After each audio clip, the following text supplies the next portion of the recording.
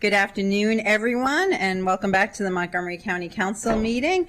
We have a couple of public hearings this afternoon. The first is item 10 is a public hearing and expedited bill 7-25, common ownership communities registration fees. This bill would alter the method for establishing registration fee associated with common ownership communities, require the publication of registration fees, and generally amend the laws regarding the common ownership communities. A Planning, Housing, and Parks Committee work session will be scheduled at a later date. Those wishing to submit material for the Council's consideration should do so by the close of business on April 3rd, 2025. There are no registered speakers for this hearing. This public hearing is now closed. Item 11 is a public hearing on expedited bill 8-25, landlord-tenant relations fees.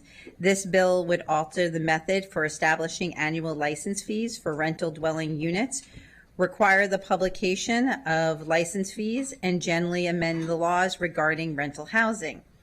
A Planning, Housing, and Parks Committee work session will be scheduled at a later date. Those wishing to submit material for the Council's consideration should do so by the close of business on April 3rd, 2025. There are no registered speakers for this hearing. This public hearing is now closed. All right, the next agenda item is a work session on the FY26 capital budget and amendments to the FY25 to 30 capital improvement programs for Montgomery County Public Schools. I know we have a number of folks here. If you want to.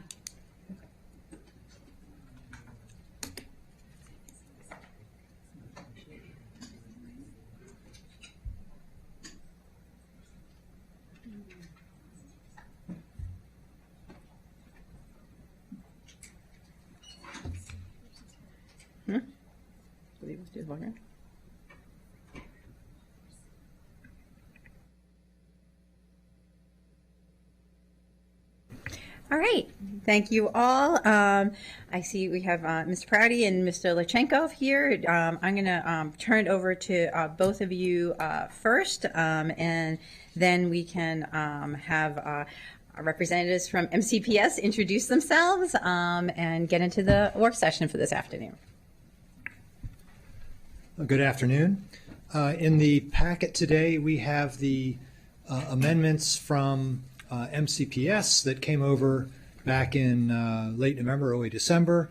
And then we also have included in here the executive's January 15th recommendations for the MCPS CIP. There were some additional adjustments made in his March 14th transmission, which we don't get into in this, although they were relatively minor with regard to the school CIP. But today we're going to focus on the board's request and the executive's recommendation to that, and then, of course, the committee recommendation. I'll turn it back to Mr. Giwando. Great. I'll turn it to Council Vice President Giwando, Chair of our Education and Culture Committee. Thank you for filibustering. I appreciate that. So on February 27th, the Education and Culture Committee reviewed, as you mentioned, the boards, and good to see Chair Yang and Superintendent and the great team. The FY25-30 CIP, which maintains a 6-year total of $1.85 billion, which is the same overall funding level as originally approved, which was nice. We didn't have to do non-recommended reductions this year, but it was redistributed across specific years. The county executive recommended amendments to reflect the $1.74 billion over the 6-year period, primarily due to technical adjustments for actual expenditures and some affordability reconciliation considerations. The committee unanimously recommended approval of the board's proposed amendments pending final reconciliation with the county executive's technical adjustments. And I would, with the president's acquiescence, see if the board chair, Ms. Yang, or the superintendent want to say anything. Absolutely. Thank you, Madam Chair, Vice President, and all the council members. So glad to be here this afternoon. And we're going to talk about FY26 capital budget. And all of us on the Board of Education, our commitment, our wish, our goal, all together combined is to have functional school buildings across the district for all our students. And that is why I appreciate this conversation very much so, and that is why I think you have such a vital role to play as our funders. So if you look at this budget that we have put forth, we really exercise financial stewardship. Three things we try to do. We need a CIP amendment here, I think, for that. I think it's setting the mood for a serious conversation. still That's hear what you. this is, you know. I know that it's tough for us to keep the lights on. Okay, all right. So, You can continue, I think. I think we're okay, still on. okay, Yeah. yeah. So, three things we try to do. Number one is deliver the major capital projects, keeping them whole and finish on time. That's Woodward, Crown, and Northwood.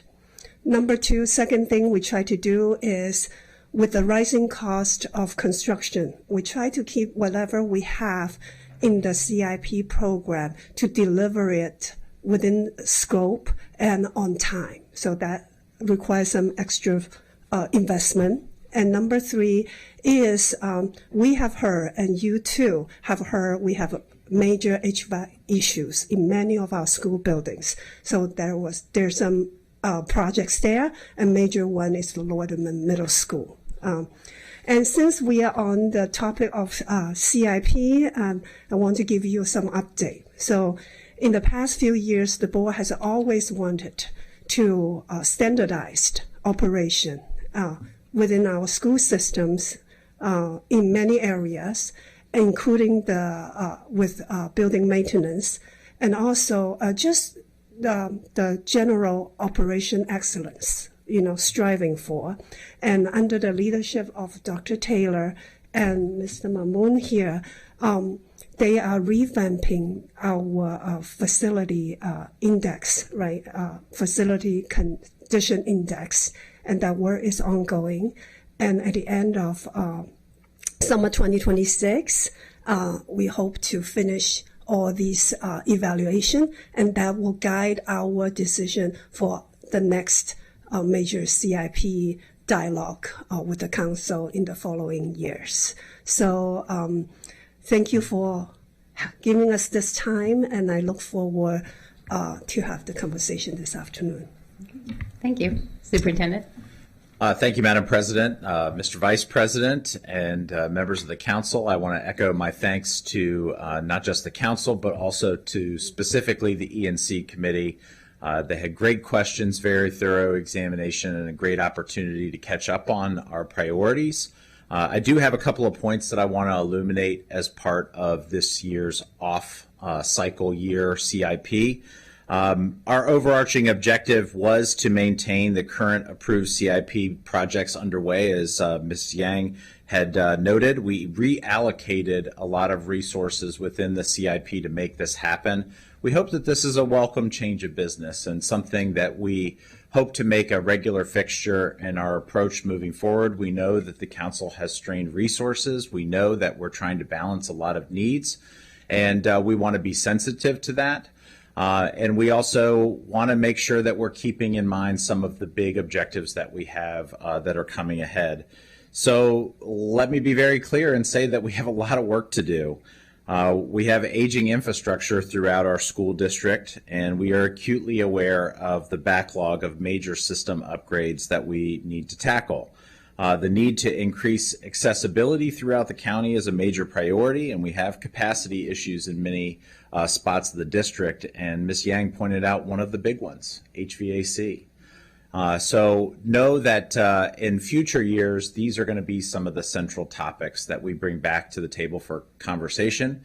But fortunately, this year is not next year or the year after that and some of those really hard conversations, but rather how do we keep our major projects intact?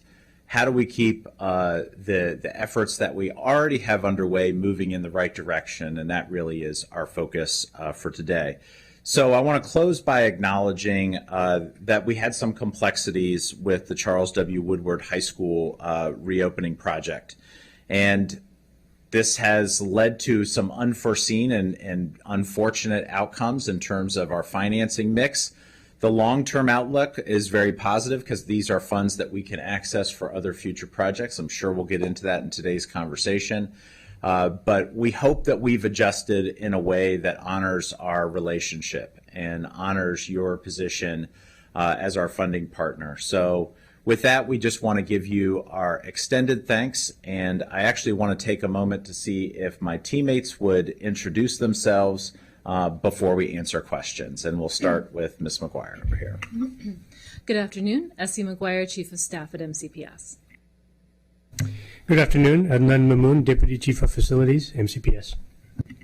Good afternoon. DJ Conley, Capital Budget Manager. And Madam President, we are ready for the council's questions. Great. I had a question, but I know Council Vice President Jawanda wanted to say one more thing. Yeah, just wanted to point out, kind of glossed over, and I'm glad you said it. I've done 7 of these consecutively, either full year or off year. Every year, I think, Mr. Levchenko, we've had non-recommended reductions and had to go back to the CIP and make adjustments. This is the first time that has not happened. And just want to say that that's actually a big deal, and it's a really good thing. I think it follows on the work we did last year in the full CIP to try to prioritize systemic funding when Ms. McGuire was here in her other role. And I also appreciate you foreshadowing that we have significant challenges. That means there's no new projects that have gone in, things have been delayed and moved around, and that there's a lot of needs as far as HVAC and other things that we're going to have to consider next year. But this year is this year, and I just wanted to point out and thank you for being great partners on that. Thank you, Madam President. Thank you. Thank you. I'm going to kick us off, and I appreciate Superintendent for you raising Woodward. I think it would be helpful just because it is complex. What happened, where we're going, if we could spend a moment to kind of say where we are with Woodward High School and what is the plan moving forward, because we get a lot of questions about it, and I think this would be a good forum to hear about that. I'll definitely defer to my colleagues to fill in some of the gaps, but at a very high level, we are still on schedule for a 2027 open of our major projects in the right spots. So even though Northwood is at the Woodward campus, there's still work to be done at the Woodward campus. And these projects are really trains that are on different tracks that are all going to arrive at the station at roughly the same time in the summer of 27 for an August 2027 opening. A central feature of this CIP is finishing those projects in earnest. And as part of that, it also raises a red flag for us because we phased the Woodward project. And as a consequence of phasing the Woodward project, and as much as I want to look ahead, we do have to look back at how this was played. We had some choices as an institution, and MCPS made some choices in terms of how we bid and how we awarded contracts, and then what the state reimbursement looked like. And in doing the projects in 2 phases, we introduced a layer of drama that we probably didn't need to have. We requested a state reimbursement for the second phase of the project that was beyond what the funding mix would allow. And as a consequence, we were called out on it and we needed to address it. And we have brought that forward in this CIP for reconciliation. Great. Mr. Memon? Yeah, so to answer your question, and Dr. Taylor already talked about the budget gap, we are continuing to work with the state as we move forward. As we're bidding phase 3 work, and we just got the numbers. We're reviewing it because we need to get the total package together back to the state, because we're going to try to maximize what we can from the state's participation. So once we have those numbers, we can be able to come back and report back to it. But we're continuing to work with the state on this. Great, and I just want to say thank you, and my appreciation particularly to the principal of at Northwood. They've been terrific, and I know there's been a lot for that community and a lot of back and forth, but I want to say I appreciate the communication that has gone on since the beginning of the school year, and the principal there and the families there. So I will turn it over now to Councilmember Lukey. Thank you, Madam President. And thank you all for, I know you all inherited things that you needed to work with and have done a great job trying to work through all of that. With respect to Woodward and the back and forth presently with the state on, as you noted, trying to maximize what you can from what we have.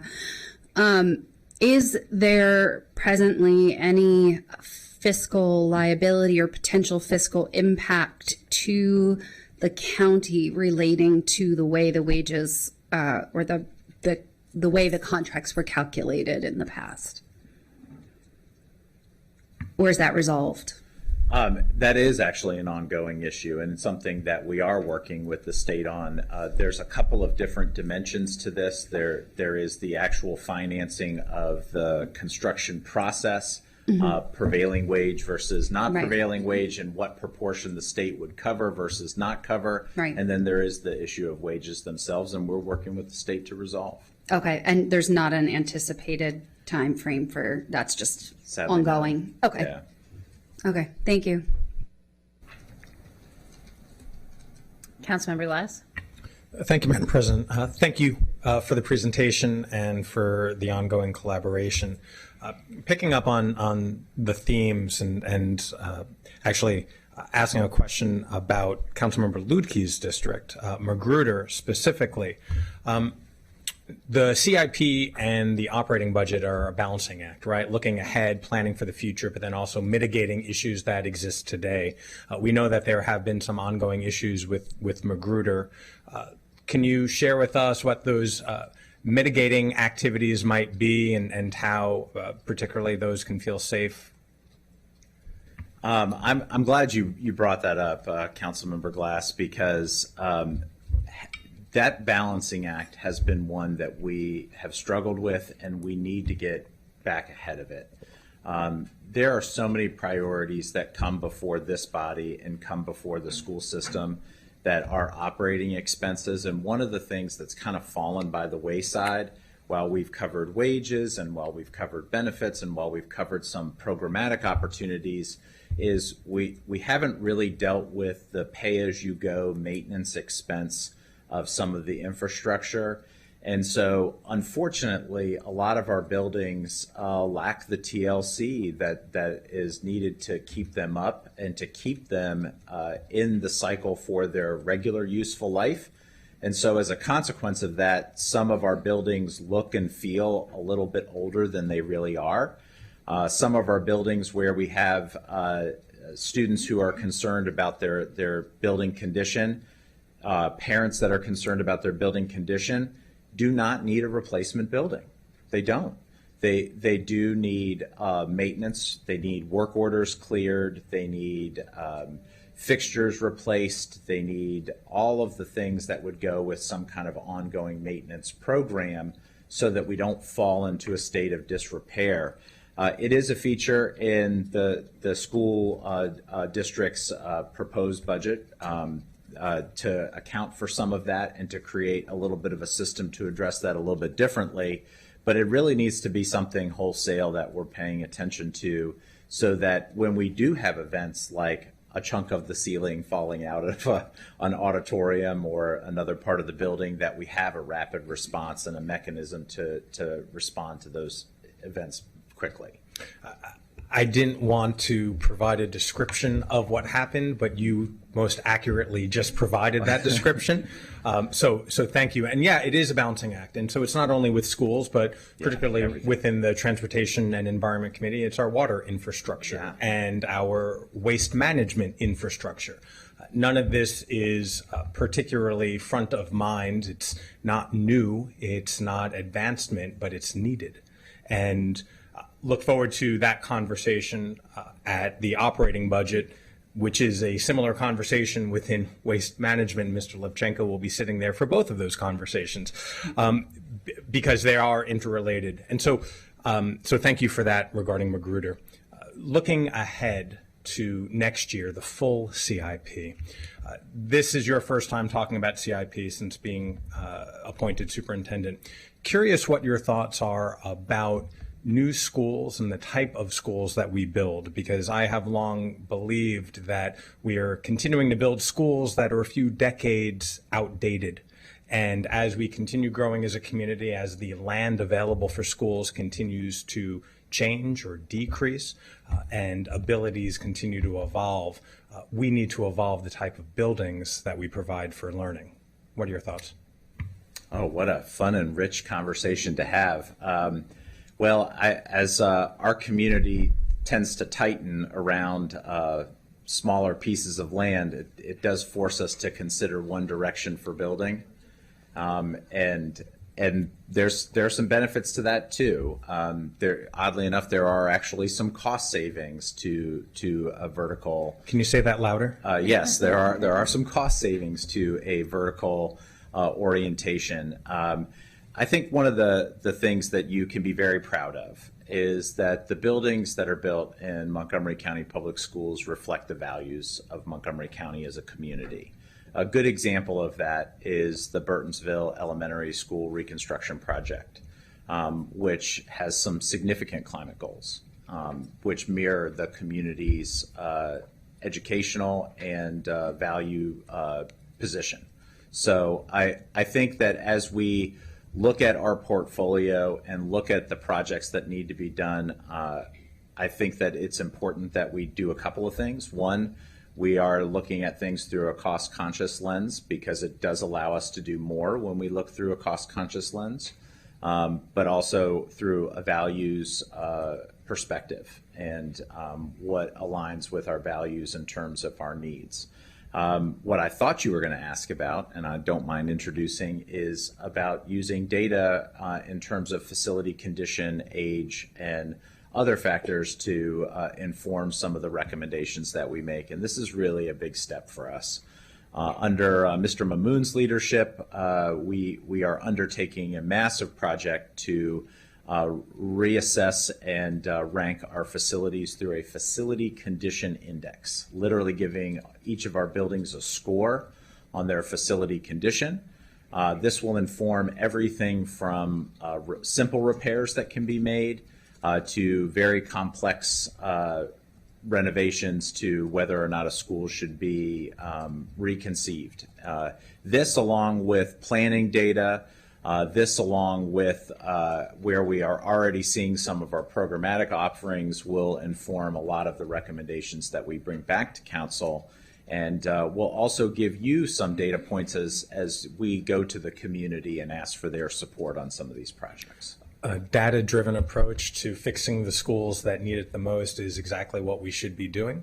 And I appreciate your thoughts on rethinking our physical buildings. First and foremost, we need to create safe learning environments, and that can take various shapes and forms. And so look forward to jumping ahead to next year's CIP, presuming this one, clearly with my support and everyone else's, will move through. But look forward to future discussion, particularly on the ability to be nimble and spot check problems as they arise within the operating budget. So thank you to the MCPS team.